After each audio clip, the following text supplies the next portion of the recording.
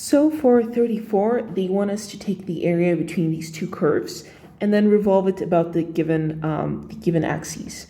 So because this is a calculator problem, I went ahead and I put these two curves in a calculator, and we can see that the area bounded between these two curves with the conditions that they give us, the area is this little section here. So the first thing that we're going to do is we're going to find the boundaries of integration, right? We're going to find where they intersect here, because that's where the area, that's the limit of the area. So to find where they intersect, we do have to set these curves equal to each other. So for here, we say that, okay, x squared is equal to y, right? So y is equal to x squared, and then we have to set it equal to this other curve. So to set it equal to this other curve, we do have to isolate y to be able to compare them. So what I'm going to do here is I'm going to say, okay, y squared plus x squared is equal to 1, right? Therefore, y squared is equal to 1 minus x squared. And then we have to take the square root of each. Now, when we take the square root of each, we do get a positive and a negative root, right? So our positive root is going to be the upper part, and our lower root is going to be the lower part. And we want the positive root because that's where our area is. So we're only going to consider here the positive root.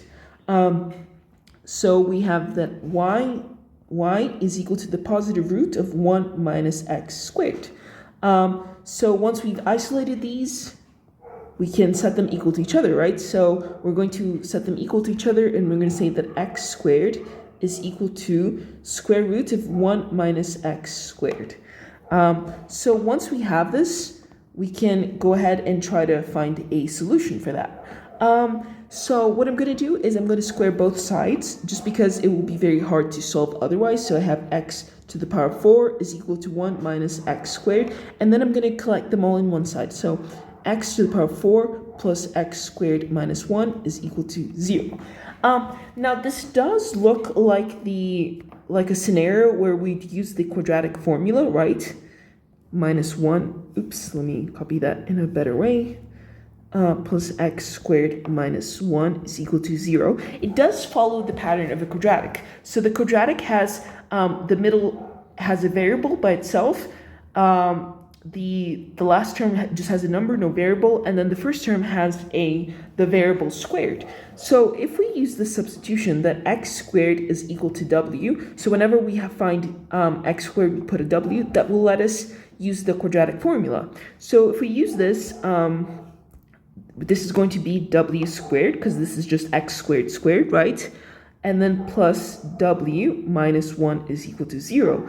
So using this, we can find w using the quadratic formula, which the quadratic formula is minus b plus or minus square root of b squared minus 4ac divided by 2a. So when we plug these in, a is 1, b is 1, and c is negative 1, we're going to get here minus 1 plus or minus square root of 1 squared, and then minus 4 times minus 1 plus 4 divided by 2, which is going to give us, let's see, this is going to give us minus 1 half plus root 5 over 2, and minus 1 half minus root 5 over 2.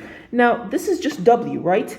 So w is equal to minus 1 half plus root 5 over 2 w1, and then w2 is equal to minus 1 half minus root 5 over 2. But we're not done, because we don't want w, we want x, right? So remember that we're just saying w is equal to x squared, right? So therefore x is equal to square root of w.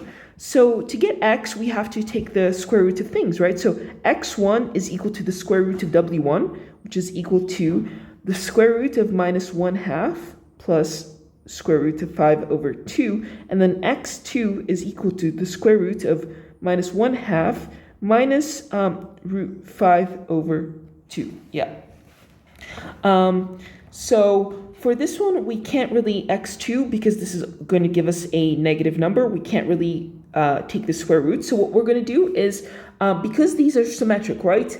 the distance, and I should have, the distance from the x-axis all the way to this root is the same as from that root. So what we're going to do is we're just going to find the positive root and then consider that it's plus and minus that value. So I'm going to erase this here.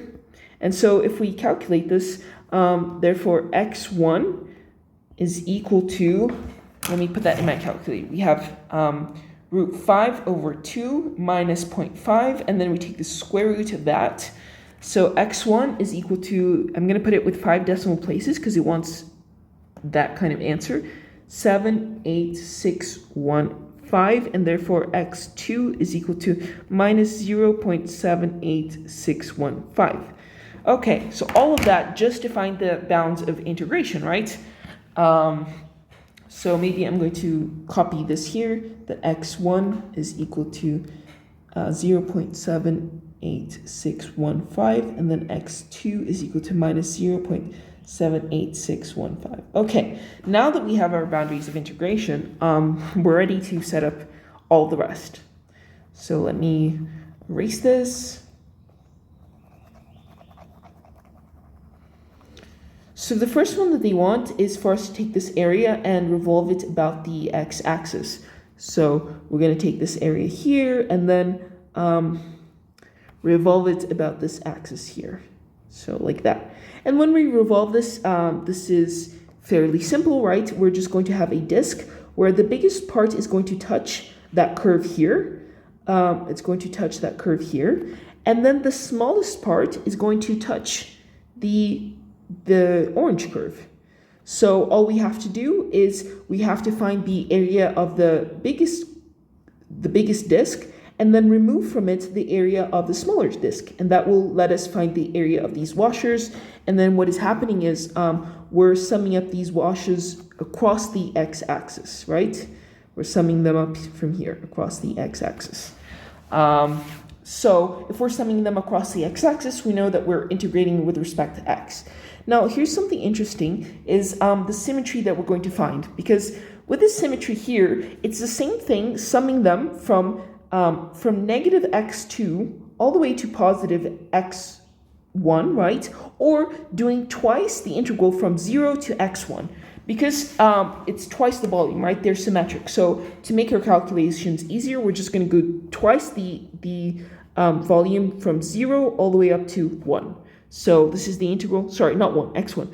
Twice the integral from 0 to x1, which is 0.78615. Yeah. So now that we have this, let's just think about what A1 minus A2 is, right? Because what we do want, it's like we have this bigger circle from here, and then from it we're going to remove the smaller circle, right? We're going to remove this one here to be left with just that ring, which is what we want. And then this ring here is A1 minus A2, where A1 is given by the radius R1, and then A2 is given by the radius R2. So with this in mind, let's try to set it up. So we can see here that, let me delete all this. We can see here that the radius R1 of the bigger curve, it's just the line, just the radius from here all the way up here. So this is just like the value of the function, right? There's no mystery to it. This is pretty nice. So this is basically just pi f of x squared, right? That's the area of our biggest circle here. It's just the height of that function. And as we said, the height of this function, we only take the positive root, right? Because this is not a function the way that it is, this circle. We do have to break it into the positive part, which is this part, and then the negative part, which is that part. And we only want the positive part. It only touches in the positive root. So what we're going to do here is the same thing that we did before. Y squared is equal to 1 minus x squared, and then take the positive root. Square root of 1 minus x squared. So A1 is equal to pi r squared. So pi times square root of 1 minus x squared, which is the same thing as pi, 1 minus x squared. And let's think about A2, right? A2, similarly, A2 is just going to be the height from 0 all the way to where it touches this curve, right? Y is equal to x squared. So once more, it's just pi times f of x squared. So it's just pi times x squared, which is pi times x to the power of 4. So a1 minus a2 is going to give us pi 1 minus x squared, and then minus this other stuff, minus x to the power of 4. So we're ready to set up our integral. So then that is pi times 1 minus x squared minus x to the power of 4 dx, right? And once we have this, we are ready to integrate. It asks us to use a online calculator. So let me plug that in. It's 2 pi times 1 minus x squared minus x to the power of 4. It goes from 0 all the way to 0.78615. 0.78615. So when we plug that in, this integral is going to give us, this is approximately 3.545 let me copy that in, 4459. This is what we get when we integrate this. And so that's A, we're done with it. Now let's do B, right? So for B, they want us to take this area, but then they want us to revolve it about the y-axis. So we're taking this area here, and then from this one we are revolving about this axis here. Now this is something interesting, because think about revolving an area about it, right? It's really like we're revolving only one side. Like we're revolving one side that's going to go like this, because if we revolve the other side, right, if we begin with the other side and then we revolve it, it's just going to give us the same volume, because these volumes, they overlap, right? So instead of thinking that we're going to integrate all the way from the negative x to the positive x, we're just integrating one side, because these volumes, they do intersect. So when we are summing this up, we are going to have to break it down to 2 steps, because one of them is actually going to be up until this point, until x1, right? We are going to get these discs that have these curves here. And then after x1, we're going to begin getting the discs that are in blue, because the upper function changes, the upper curve, right?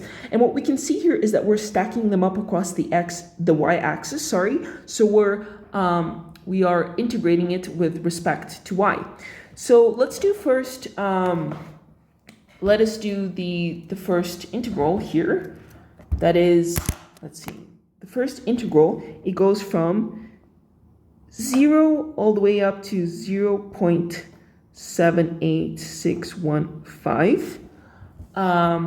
And then when we get this, because we're integrating with respect to y, we're integrating these discs here with respect to y, we do have to express y is equal to x squared in terms as a function of y. So we're just going to take the square roots of both sides, x, right? Because we do want the positive root, we don't want the negative root here. And so our biggest circle, our A1, actually we don't have a bigger and a smaller, right? In this case, it's just the circle itself. So our A1 is just going to be pi r squared, where the radius is root y. So this is just going to be pi times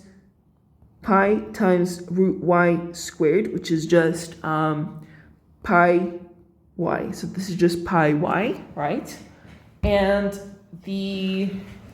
let's see, the other one is going to give us pi y. Oops, it's the wrong boundary here, because our boundary is going to be in y, right? This boundary is not 0.78615, that's a boundary in x. Pi y. So let's think about what this boundary is in terms of y, because we had here that y was equal, remember that we had it to, x in this case, it was, if I remember correctly, it was the square root of minus 1/2, right? Plus, it was minus 1/2 plus square root of 5 over 2. Yeah. So if y is equal to x squared, we just need to square this, right, to get our y. Therefore, y is equal to square root of minus 1/2 plus root 5 over 2 squared, which is just going to give us minus 1/2 plus root 5 over 2. So when I plug that into my calculator, root 5 divided by 2, let's see, minus 0.5, it's 0.618. So this gives us roughly 0.61803. Yeah, that's our boundary on the y, because before I was just putting it on the x, but now we need it on the y, right? And so that's our first integral. Now let's calculate our second integral. So our second integral is going to go from here all the way up to y is equal to 1. So it's going to go from 0.61803 all the way from y is equal to 1. And now we have to remember that our radius now doesn't touch the orange curve, but it touches the blue curve. So we want to express the blue curve in terms of y as a function of y. So what we're going to do here is we're going to take this x squared plus y squared is equal to 1 and isolate x. So we have x is equal to 1 minus y squared. And then we're going to take the root. X is equal to square root of 1 minus y squared. And once more, we are taking the positive root. The positive root in terms of y is this part here. We're not looking at the lower part. So when we consider this, our area is just basically going to be pi r squared, right? Where the radius is just going to be where that function hits, that line over here. So wherever the height of the function, that's going to be the radius of our circle. So it's just going to be pi times square root of 1 minus y squared, which is just pi 1 minus y squared. So this is going to give us the integral of pi times 1 minus y squared dy. So let's put this in our calculator and see what we get. Let me plug that in. 1 second. So that is the integral from 0 to 0.618. Let's see, 0.61803 of just pi y. And let's do the second one. Plus the integral from 0 to 0.61803. 0.61803 all the way up to 1 of just pi times 1 minus y squared dy. To 1 of pi 1 minus y squared dy. Okay. And let me put that in and see what I get.